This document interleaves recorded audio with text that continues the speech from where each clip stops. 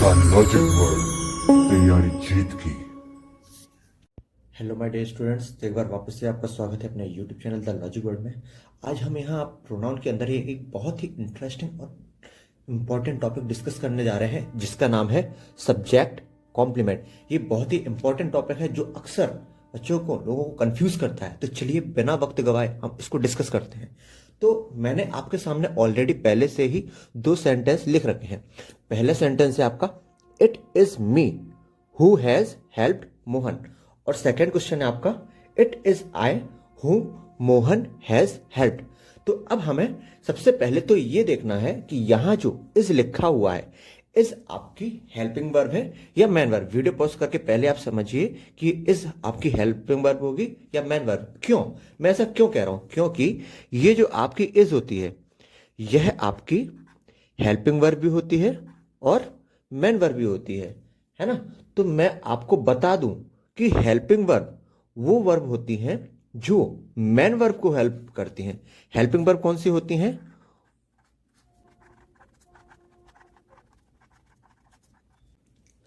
Man verb को help करते हैं। तो अब लोग सोच रहे हैं कि इस दोनों ही सेंटेंस में आपकी हेल्पिंग वर्ब होगी। तो अगर ये हेल्पिंग वर्ब है तो फिर इसकी मैन वर्ब कहाँ है? मैन वर्ब तो हेल्पिंग वर्ब के बाद लिखी होती है ना। तो क्या हम मी को और आई को क्या है, मैन वर्ब मान लेंगे? नहीं, ये आपके प्रोनाउन है तो हम इनको मैन वर्ब मान नहीं सकते। तो फिर इस क्या है? इज आपकी होगी मैन वर्ब, है ना। तो यहां पर इज आपकी क्या होगी इन दोनों सेंटेंस में? ये जो इज है, सिंपली हम मैन वर्ब को अब वर्ब लिखेंगे और वर्ब से जो हमारा मतलब होगा वो हमारा मैन वर्ब होगा, है ना। तो अब मी एंड आई है, ये क्या है आपके इन दोनों सेंटेंस में? इन दोनों सेंटेंस में आपके जो मी एंड आई है यह है आपके प्रोनाउन है। इतनी बात क्लियर है। और इन दोनों सेंटेंस में इज क्या है आपकी? इज है आपकी मैन वर्ब। ओके, तो इसको हम क्या लिख देंगे? वर्ब। वर्ब से मतलब मेरा मैन वर्ब सही होगा। आपको मैं एक टॉपिक क्लियर कर देता हूं, है ना। इसको समझने के लिए वो चीज क्लियर करना बहुत जरूरी है। बी की कुछ फॉर्म्स होती हैं, जैसे कि यह आपकी बी की फॉर्म होती हैं। यह आपकी हेल्पिंग वर्ब भी होती हैं, साथ ही साथ यह आपकी मेन वर्ब भी होती हैं।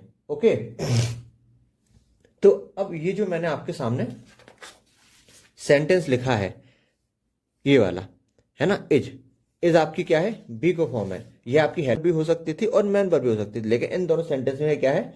मैन वर्ब है ना।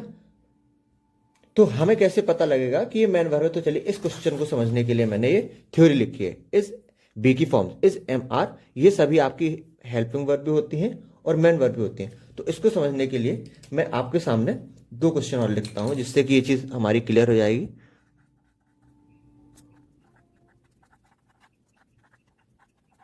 तो ये जो दो क्वेश्चन लिखे हैं ये मैंने ये समझाने के लिए लिखे हैं कि कहां पर ये जो बी की फॉर्म्स होती है कहां पर ये हेल्पिंग वर्ब होती हैं और कहां पर ये मेन वर्ब होती हैं। इसीलिए मैंने दोनों ही एग्जांपल इसके लिए जहां पे इज लिखा है, अब यहां पे टीचिंग लिखा है और यहां पे टीचर लिखा है। तो सबसे पहले एक बात ये बताइए, हेल्पिंग वर्ब आपकी मेन वर्ब हेल्पिंग वर्ब आपकी मेन वर्ब को हेल्प करती है। तो अगर ये हेल्पिंग वर्ब होगी तो इसके बाद मेन वर्ब होगी। और बी की फॉर्म में मेन वर्ब कहां आती है?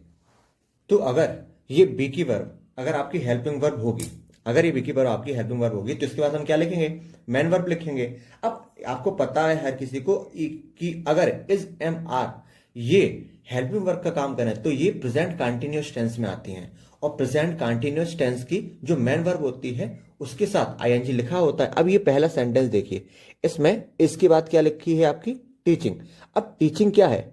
टीच मेन वर्ब है और मेन वर्ब आईएनजी फॉर्म के साथ है, यानी कि ये जो वर्ब है यह है आपकी आईएनजी फॉर्म के साथ है। तो ये वाली वर्ब क्या होगी? यहां पर इज आपकी हो जाएगी हेल्पिंग वर्ब और ये हो जाएगी मेन वर्ब, है ना। लेकिन सेकंड वाला सेंटेंस आप देखिए, यहां पर लिखा है ही इज अ टीचर। तो ये जो बी की फॉर्म होती है, बी की फॉर्म कौन सी? Is am are was verb. अगर ये है मेन वर्ब होती हैं तो इनके बाद हम लिखते हैं नाउन या प्रोनाउन, है ना, तो वह सब्जेक्ट को डिस्क्राइब करता है। अब जब यदि ये मेन वर्ब का रोल प्ले करें तो इसके बाद हम जो नाउन या प्रोनाउन लिखते हैं ये आपके सब्जेक्ट को डिस्क्राइब करती है। ये टीचर क्या है, टीचर एक नाउन है, तो ये आपको सब्जेक्ट को डिस्क्राइब कर रहे हैं, है ना, और उसे हम कहेंगे कॉम्प्लीमेंट। तो जो भी नाउन या प्रोनाउन सब्जेक्ट को डिस्क्राइब करे तो इसको हम क्या कहते हैं, इसको हम कहते हैं कॉम्प्लीमेंट। अब इस वाले सेंटेंस में ही इज अ टीचर में जो आ टीचर है यह ही को डिस्क्राइब कर रहा है, और ही क्या है आपका, ही आपका सब्जेक्ट है, यानी कि यह सब्जेक्ट को डिस्क्राइब कर रहा है। जैसे ही इज, वह है, क्या है वो, ये बताने के लिए हमने लिख दिया आ टीचर, वह टीचर है। तो आ टीचर, ये जो आ टीचर है यह ही का डिस्क्रिप्शन होगा। तो अगर हम वर्ब के बाद में ऐसा कोई वर्ड लिख दें जो वर्ब के सब्जेक्ट को डिस्क्राइब कर रहा हो कि वह टीचर है, तो उसे हम सब्जेक्ट कॉम्प्लीमेंट कहेंगे। तो ये जो वर्ड लिखा है ये आपका क्या हो जाएगा, ये आपका हो जाएगा सब्जेक्ट कॉम्प्लीमेंट, है ना। इतनी बात क्लियर है। तो यहां पर जो आ टीचर है यह ना तो आपका सब्जेक्ट है और ना ही आपका ऑब्जेक्ट है, ये है क्या, ये है आपका सब्जेक्ट कॉम्प्लीमेंट। तो मैं आपको सब्जेक्ट कॉम्प्लीमेंट की डेफिनेशन लिखवा देता हूं।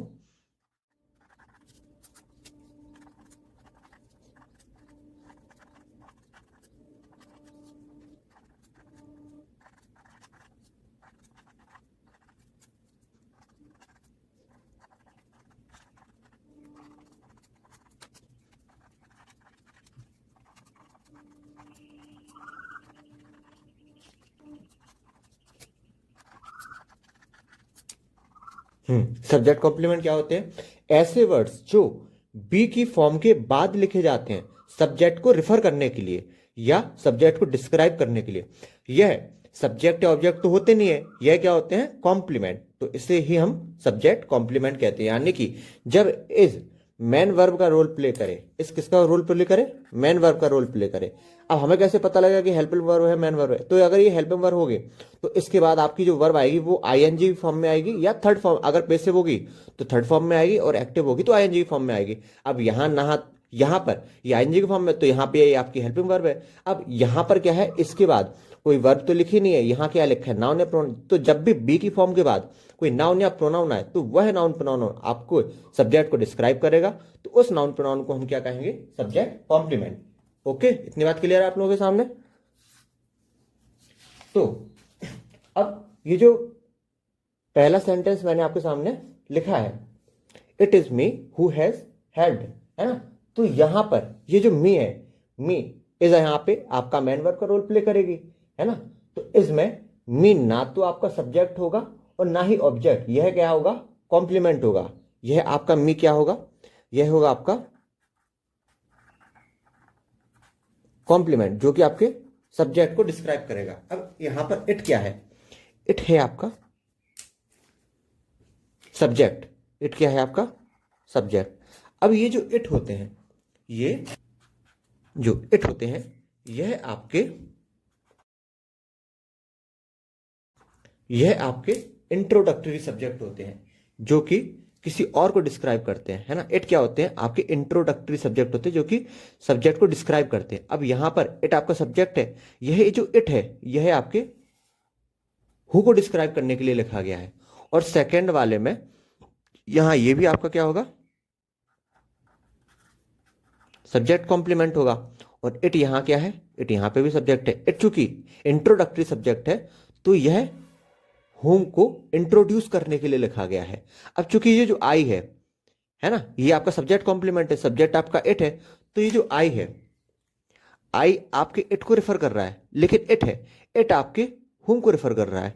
तो हम डायरेक्टली ये नहीं बोल सकते कि ये जो इट है, इट आपका डायरेक्टली होम को रेफर करेगा।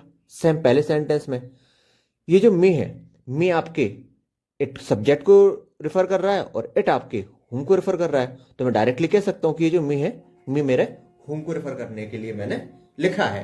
तो इतनी बात क्लियर है ना। तो मी आपका डायरेक्टली, ये जो हु होता है यह आपका सब्जेक्टिव प्रोनाउन होता है और ये जो आपका whom होता है यह आपका ऑब्जेक्टिव प्रोनाउन होता है। अभी आप इतनी बात याद रखिए। बाकी यहां फर्स्ट में ये जो मे है ये किसका कॉम्प्लीमेंट है?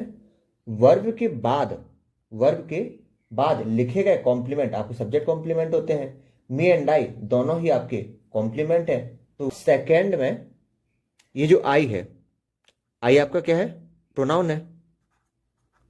आई आपका प्रोनाउन है और फर्स्ट में मी भी आपका प्रोनाउन है, तो ये कॉम्प्लीमेंट, ये भी कॉम्प्लीमेंट होगा।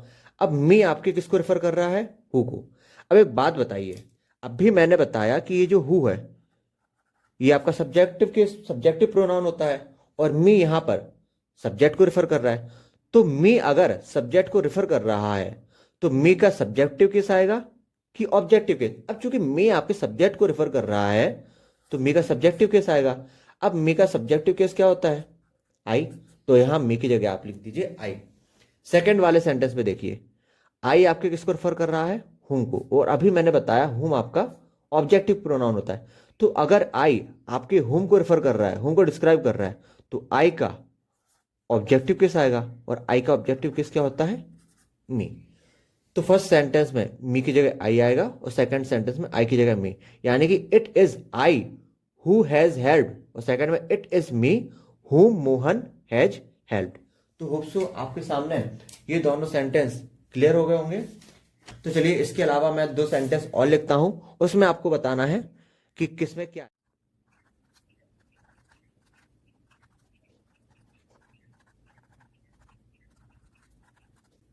अब एक चीज देखिए, मैंने थर्ड क्वेश्चन लिखा it was him who trusted you most, और फोर्थ लिखा है इट वॉज ही हुम यू ट्रस्टेड मोस्ट। अब मैंने आपको बताया कि ये पहले तो ये बताइए वाज यहां लिखी है, ये आपकी हेल्पिंग वर्ब होगी या मेन वर्ब? अब फिर वही बात, हेल्पिंग वर्ब वो होती है जिनके बाद जो शब्द आता है वह अगर आईएनजी फॉर्म में हो या थर्ड फॉर्म में हो तो आपकी इज हेल्पिंग वर्ब होगी। नहीं तो अगर ऐसा नहीं है तो इसके बाद जो वर्ड आएगा वो आपका नाउन या प्रोनाउन होगा। तो हिम है और ही है, यह आपका प्रोनाउन होता है और ही भी आपका प्रोनाउन होता है। तो जो भी नाउन या प्रोनाउन होते हैं ये आपके क्या होते हैं? कॉम्प्लीमेंट होते हैं, जो कि सब्जेक्ट को रिफर करते हैं। यहां ये भी सब्जेक्ट को रिफर कर रहा है तो ये आपके सब्जेक्टिव कॉम्प्लीमेंट होंगे, है ना। और ये जो सब्जेक्ट है आपका इट आपका इंट्रोडक्टरी सब्जेक्ट होता है, इट आपका इंट्रोडक्टरी सब्जेक्ट होता है ना, जो कि किसी और को इंट्रोड्यूस करने के लिए लिखा जाता है। तो इट इसको इंट्रोड्यूस कर रहा है, पहले में इट आपके हु को इंट्रोड्यूस कर रहा है और सेकंड में इट आपका हुम को इंट्रोड्यूस कर रहा है। तो मैं ये कह सकता हूं कि अगर ये यहां जा रहा हो यहां जा रहा है तो हिम को डायरेक्ट आप हुम को रेफर करने के लिए लिख सकते हो और ही को आप डायरेक्ट हुम को रेफर करने के लिए लिख सकते हो। और अभी मैंने पीछे क्वेश्चन में पीछे आपको बताया कि ये जो हु होता है यह आपका सब्जेक्टिव प्रोनाउन होता है और ये जो हुम होता है, हुम आपका ऑब्जेक्टिव प्रोनाउन होता है। तो ये जो हु होगा, हु आपका सब्जेक्टिव प्रोनाउन है और हु आपका ऑब्जेक्टिव प्रोनाउन है।